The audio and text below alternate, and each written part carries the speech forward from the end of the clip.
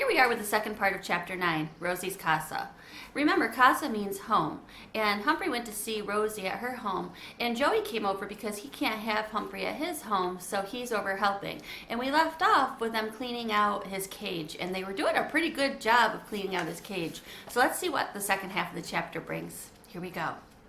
I was happy they didn't move my mirror and find my notebook. I don't think warm soapy water would do it much good. I was glad they didn't wash me in warm soapy water too. Hamsters should never get wet. When everything was dry, Rosie filled the base of my cage with fresh bedding. She remembered to mix a little of my old bedding in with it before Joey slid it back into place. Then they put all my things back too. Papa filled my water bottle and Joey put some food in my dish. Humphrey, I think it's time to move you back into your house, Rosie said. I sniffed here and I sniffed there. It smelled fresh and familiar all at the same time. I was so happy I hopped on my wheel and started spinning. Joey and Rosie went off to wash their hands again. When they came back, they watched me.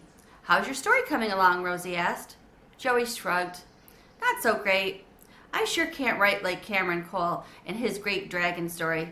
Mrs. Brisbane wants me to make it more descriptive, but I don't know what to write. How about you? I don't know, Rosie said. I think mine's going well. Want to hear it? Joey wanted to hear it, and so did I. One day, I turned into a graceful bird and rose out of my chair, high into the air, she began. Against the blue sky, I felt the wind in my feathers and saw the green earth below. As fast as my wings would carry me, I flew above the Nile River and then to the Egyptian desert, where the great pyramids and the great Sphinx stand. I landed right on top of the statue of the Sphinx, which has the body of a lion but a human head. I looked down at the statue and said, I'm sorry for you, Sphinx. You are stuck in the sand and can't travel, but I have wings and I can fly. For a moment, I felt like a bird landing on the Sphinx. That's really good, Joey said. That's great. Mine's nothing like that. Would you like to read it? Rosie asked. Maybe I could help. I don't think anything would help me, he said. I don't have an imagination. Rosie smiled.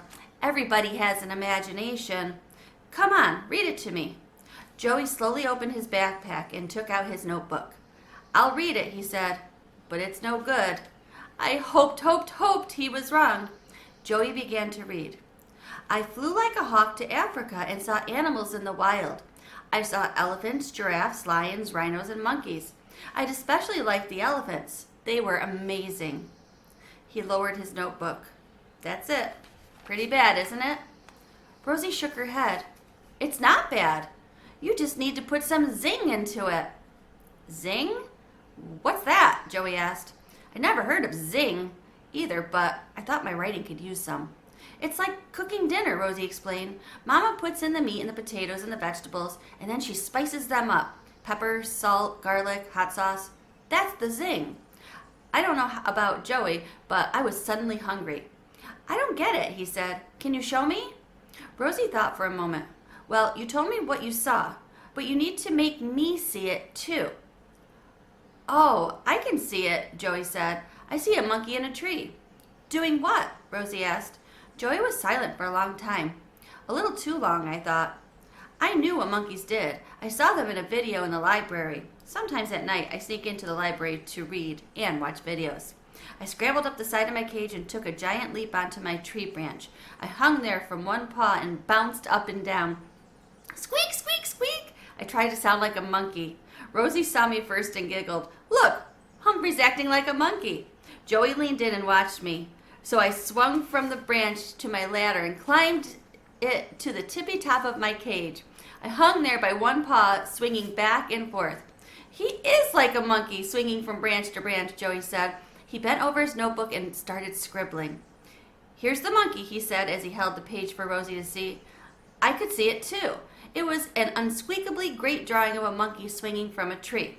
Rosie's eyes opened wide. That's great. I could almost see him moving. Can you write the words to describe it?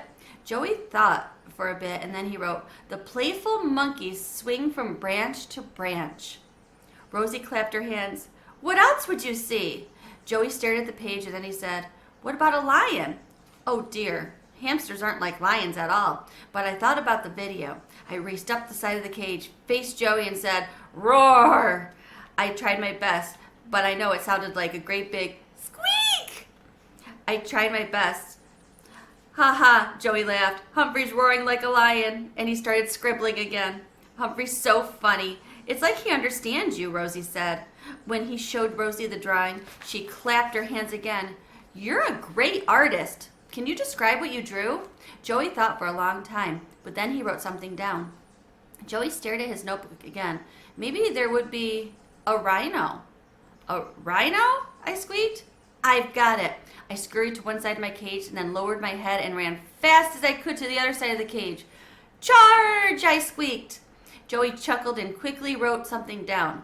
"What about elephants and giraffes?" Rosie asked. Small furry hamsters have nothing in common with elephants and giraffes. I was thinking about how to help Joey, but it turns out he didn't need my help. "I know what to do," he said as he wrote. Phew! That was a huge, huge, huge relief. Joey wrote and wrote and wrote some more. At last, he was finished. "How's this?" he asked. Then he read from his notebook. "With the eyes and the speed of a hawk, I flew to Africa and saw amazing animals in the wild. I watched the playful monkey swinging from branch to branch. Then I saw a mighty lion and heard its powerful roar. From a safe place, I watched a rhino charge with its great sharp horn and a giraffe eating leaves from the top of a tree. My favorite part was seeing elephants in the wild and hearing their loud trumpeting. I decided to stay in Africa and never come back." Rosie clapped loudly. "That was great. It had lots of zing." I couldn't clap my paws, but I squeaked, "Good job, Joey," at the top of my tiny lungs. "Just one thing," Rosie said. "I think you need a descriptive word in front of hawk." Mrs. Brisbane asked for that. "Oh," Joey said. "How do you spell magnificent?" Rosie helped him out, and Joey wrote it down.